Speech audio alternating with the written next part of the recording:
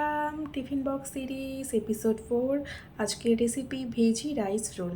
Rice রোলের পুর বানানোর জন্য আমি এখানে গাজর, ক্যাপসিকাম, পেঁয়াজ, রসুন, বাঁধাকপি ব্যবহার করেছি।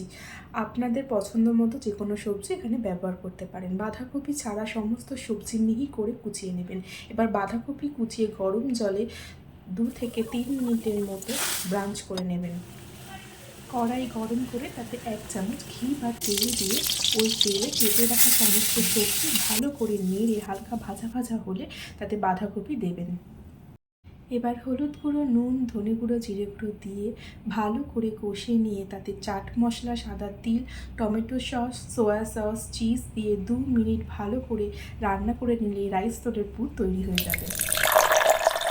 এবার একটা পাত্রে জল নিয়ে রাইস পেপার সিড 20 সেকেন্ডের মতো ভিজিয়ে রাখবেন।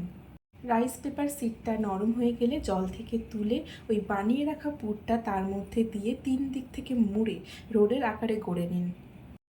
আমি যেরকমভাবে মুড়ছি ঠিক সেরকমভাবেই মুড়ে নেবেন, তাহলে মশলাগুলো আর বাইরে বেরিয়ে যাবে না।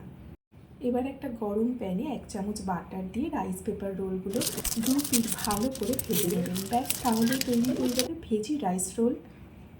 একটু ঠান্ডা করে বাচ্চার টিফিন বক্সে দিয়ে দেবেন। আপনারা অবশ্যই বাড়িতে বানিয়ে দেখবেন। আমার রেসিপি ভালো লাগলে আর এরকম রেসিপি পেতে চাইলে লাইক আর ফলো করুন।